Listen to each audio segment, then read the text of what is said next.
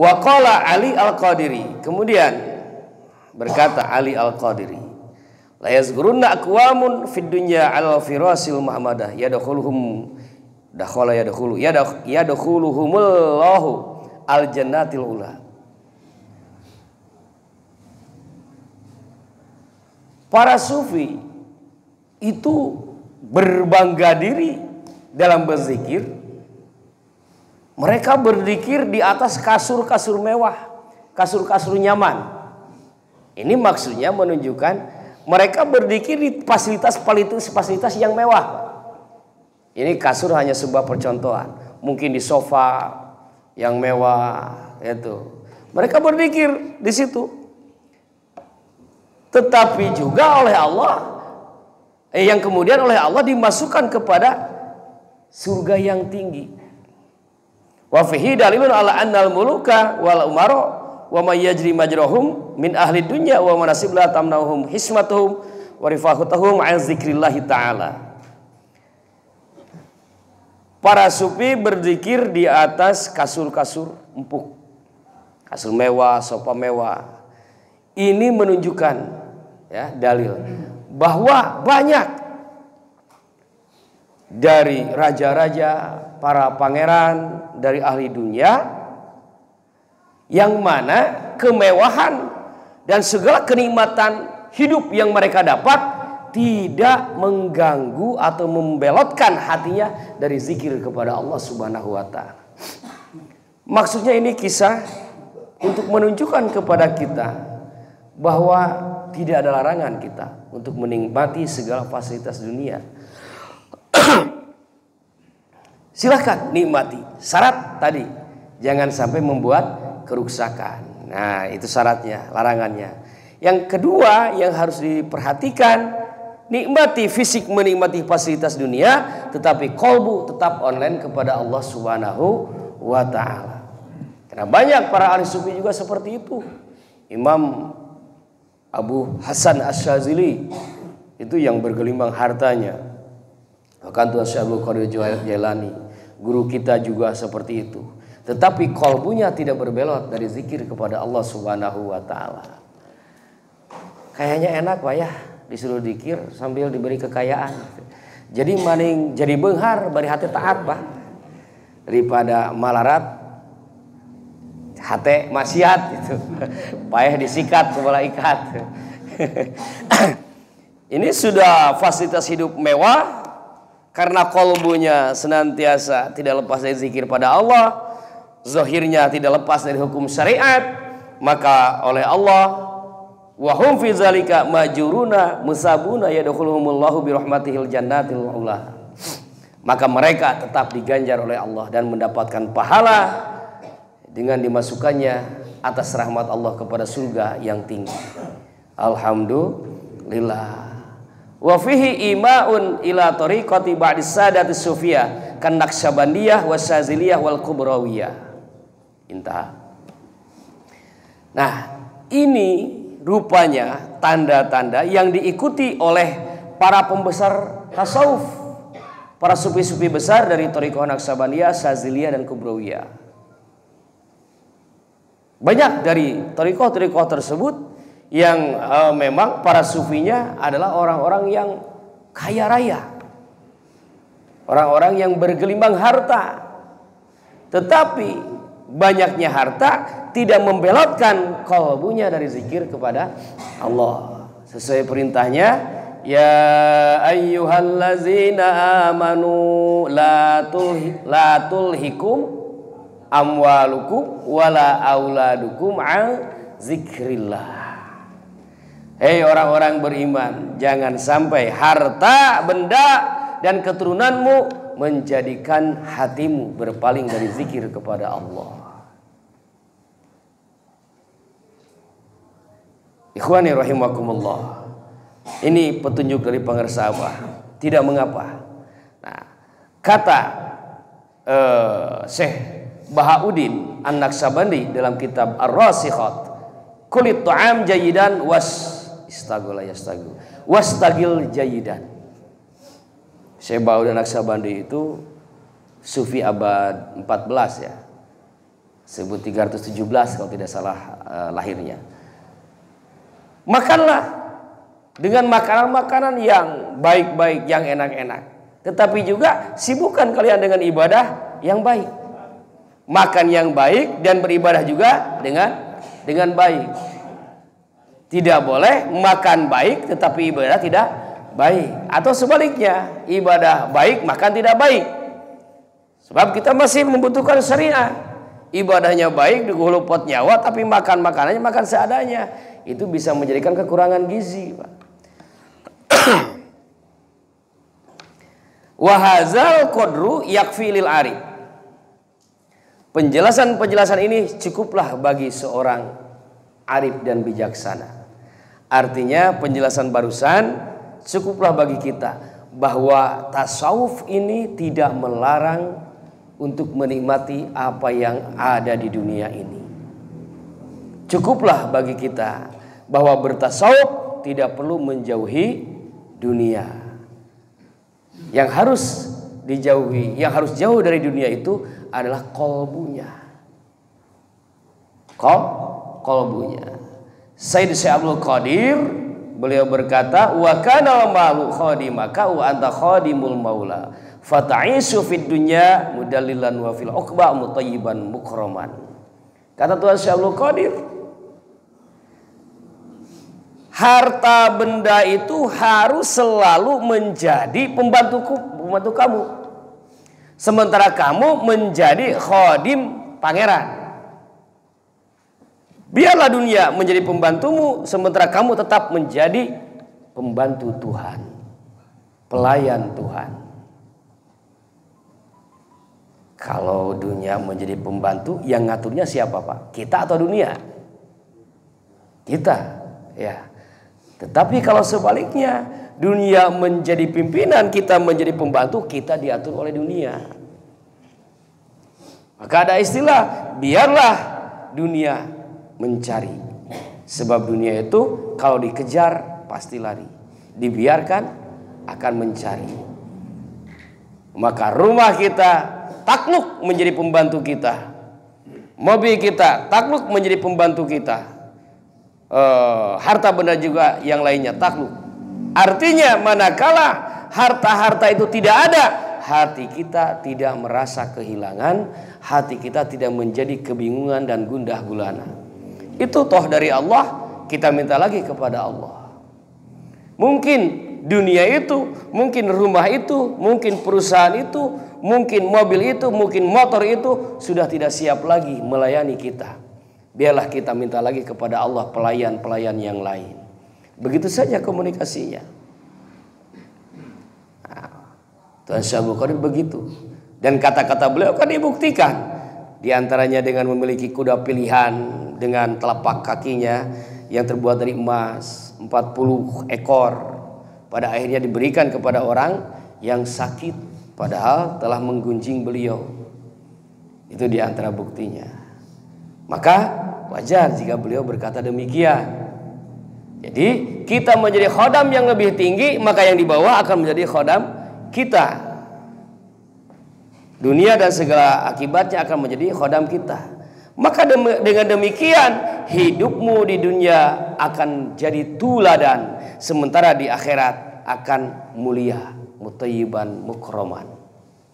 Ini sama dengan dekat dengan istilah Salman Al-Farisi motonya, iskariman au mut syahidan. Hidup mulia atau mati syahid.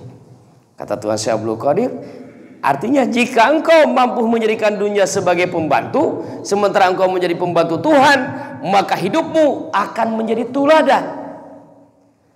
Dan kelak di akhirat akan penuh kemuliaan. Mafhum mukhalafahnya, artinya mafhum mukhalafah kebalikannya. Kalau kita ingin hidup menjadi tuladan dan di akhirat bertabur kemuliaan, maka jadikan dunia itu sebagai khodam-khodam kita, sementara kita mengkhodam kepada Allah Subhanahu wa ta'ala. Urang mah yang mobil meni hese teh berarti urang can jadi khodam anu bener ka Allah. Can pantas dibere mobil. Apa kira-kiranya supaya pantas diberi mobil? Maka carilah kesibukan dalam melayani Tuhan. Biarlah nanti si mobil-mobil itu datang untuk melayani kita, bukan datang untuk menguasai kita. Kalau dunia yang datang untuk menguasai kita, maka akan terjadi koslet di dalam kolbu kita. Saya pernah memberikan contoh bagaimana lampu bisa nyala. Sementara kalau kita colokkan kabel, ditarik, positif dan negatif, digabungkan, yang terjadi adalah koslet. NCB ngejepret. Ini kan positif, negatif. Tetapi ketika dimasukkan ke bola lampu, justru malah menjadi terang. Padahal di bola lampu itu nyambung positif dan negatif. Kan ada ini yang berdiri di dalam bola lampu, nyambung dengan kawat yang kecil, diputar-putar, nyambung. Nah justru di dalam menjadi terang menerang, tidak menjadi koslet. Itu penyebabnya hanya dua, Pak. Yang pertama, dihubungkan dengan kawat yang lembut sesuai dengan ruangannya. Yang kedua, ruangan tertutup, tidak ada oksigen masuk. Oksigen itu udara ini. Nah, tidak ada udara ini masuk ke dalam, tertutup oleh kaca. Oleh karena tidak ada oksigen, artinya ditutup oleh kaca, maka kawat yang lembut yang tadinya harus koslet menjadi terang, mengeluarkan cahaya.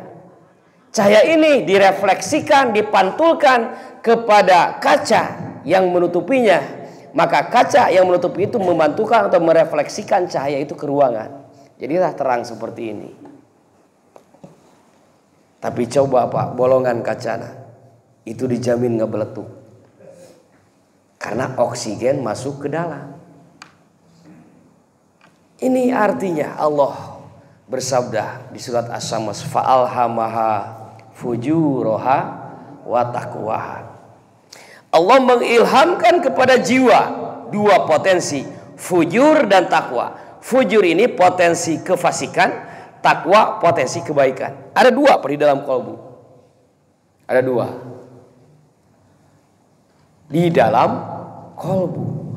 Kalau dua potensi ini disatukan dengan kawat yang lembut, lalu kolbunya ditutup, tidak boleh ada oksigen, tidak boleh ada udara luar, tidak boleh ada dunia masuk ke dalam, maka akan bercahaya. Kawat lembut itu namanya latifun. Tetapi karena nafsun dijadikan mu'anas, kesepakatan orang Arab, meskipun tidak ada tanda kemu'anasan, maka menjadi latifatun. Artinya positif dan negatif dari jiwa kita disatukan dengan kejiwaan yang lembut.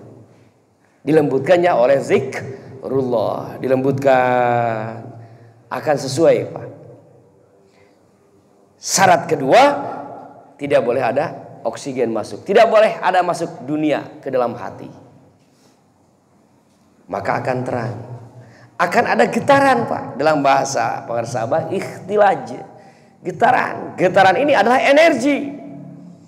Jika terusan zikirnya tidak berhenti, akan bercahaya. Cahayanya seperti yang digambar di gambar latifah, meskipun itu harus dikoreksi. Bercahaya. Kalau sudah bercahaya, latifah yang satu berpindah kepada latifah yang kedua. Dilembutkan lagi dengan zikrullah, la ilaha illallah. Dilembutkan, lembutkan. Dunia ditutup, tidak boleh ada yang masuk. Maka dia akan berpendar cahaya lagi. Dua.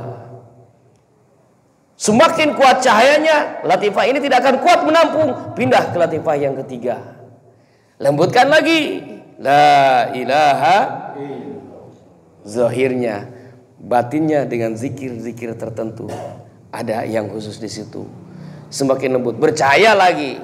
Pada akhirnya tujuh-tujuhnya bercahaya. Tercapailah sultanuz zikri, rajanya zikir. Sudah dibahas di belakang.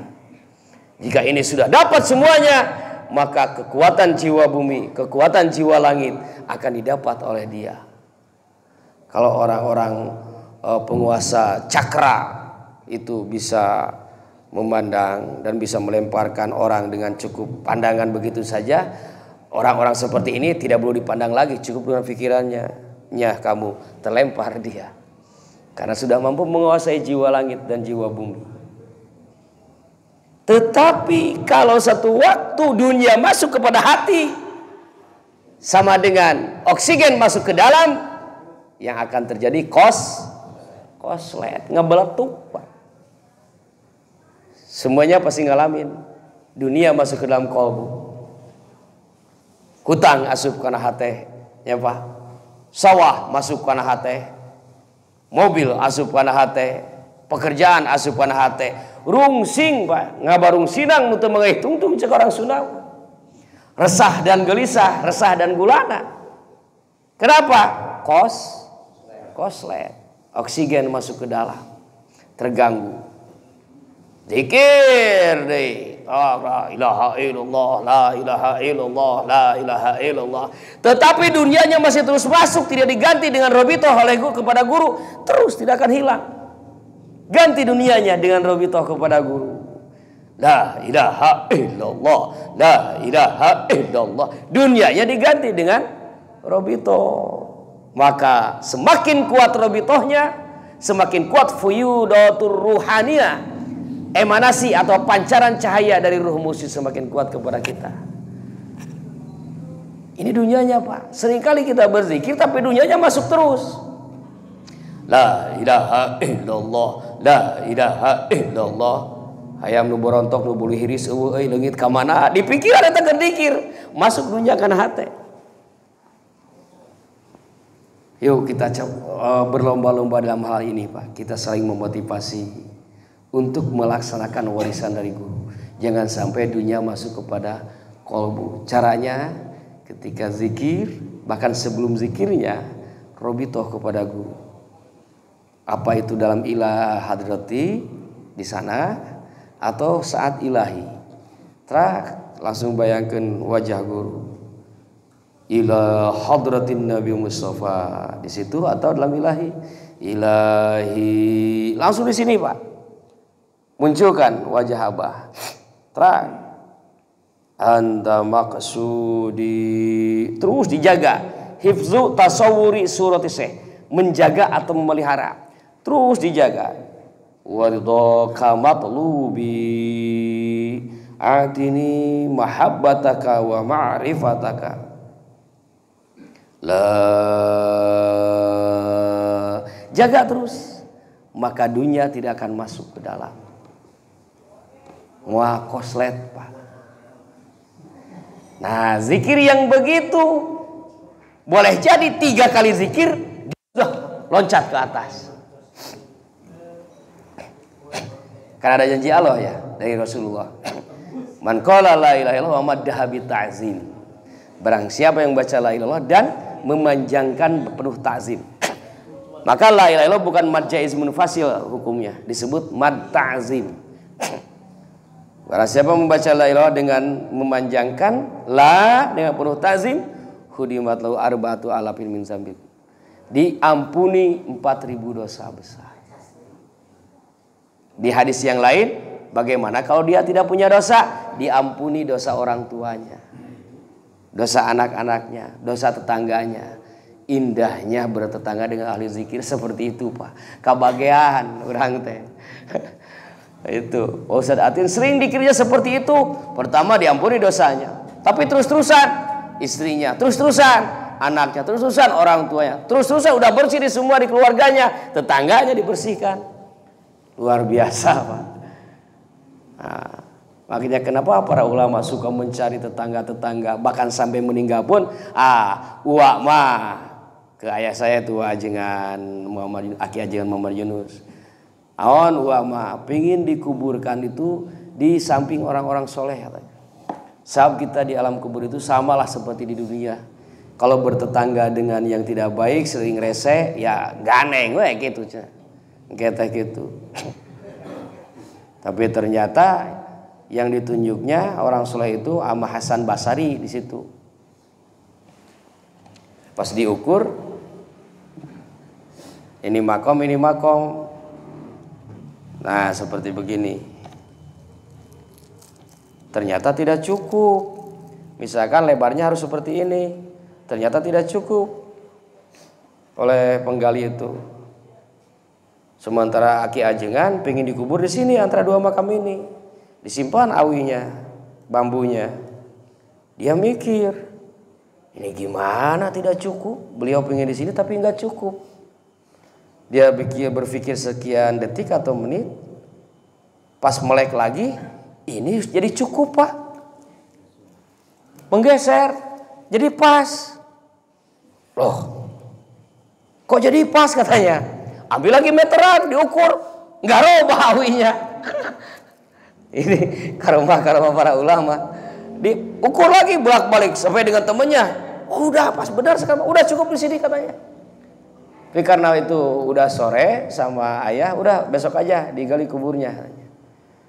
Nah, karena Aki Ajengan juga amanat, kalau wafat sore hari, begini, kalau ada yang meninggal sore atau malam, kuburkan waktu itu juga, kasihan. Kecuali kalau Uwa meninggal sore atau malam hari, besok saja dikuburnya, kasihan umat katanya. Nah, akhirnya saya waktu itu kelas 4 SD, melek juga di masjidnya. Datang nih si penggali kubur sekitar jam 10, jam 1. Majikan. Ada apa? Jadi si penggali kubur itu di bawah gunung ini. Saya bangun tadi, terdengar di atas ada yang menggali kuburan. Wah, saya marah karena saya merasa saya yang dipercaya oleh Ajengan untuk menggali kubur. Tapi ini sudah ada yang menggali tanpa memberitahu kepada saya. Saya naik ke atas mau marah-marah, udah kelihatan suara orang ngobrolnya, suara galiannya kedengaran, kemudian cahaya juga kelihatan. Pas udah naik, pas tempatnya gelap, nggak ada apa-apa.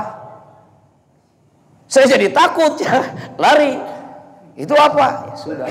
Berarti memang malaikat Allah sudah diutus untuk menetapkan di sana. Seperti yang terjadi kepada Uwais Al-Qarni. Uwais Al-Qarni kan begitu. Ketika meninggal, orang-orang berbondong-bondong mau memandikan jenazahnya, ternyata sudah ada yang memandikan. Masjid aja sholat, sudah penuh masjidnya. Semua pakaian jubah putih. Kita gali kuburnya, sudah ada lagi di sana di tempat penggaliannya. Dan semuanya tidak dikenal. Ternyata sudah meninggal, sudah wafat, baru terkenal beliau itu bagian daripada wali Allah.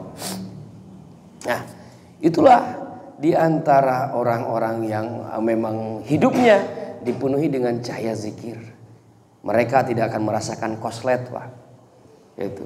Dan dunia mereka selalu dipenuhi oleh Allah Subhanahu wa taala. Tidak menemukan kesulitan. Karena dunia pada akhirnya mengabdi kepadanya. Maka mari di sini dikatakan kata pengarang Abah, wa hadzal qadru yakfi lil arif. Kata-kata di atas, ukuran yang disampaikan dalam kata-kata atau penjelasan di atas cukuplah sebagai pemberitahuan bagi orang yang bijaksana. Artinya bahwa bertasawuf tidak perlu menjauhi dunia. Yang perlu menjauhi dunia itu adalah qalbu. Jangan sampai masuk qalbu. Dunia kepada qalbu, atau qalbu jangan sampai dimasuki oleh dunia sekecil apapun.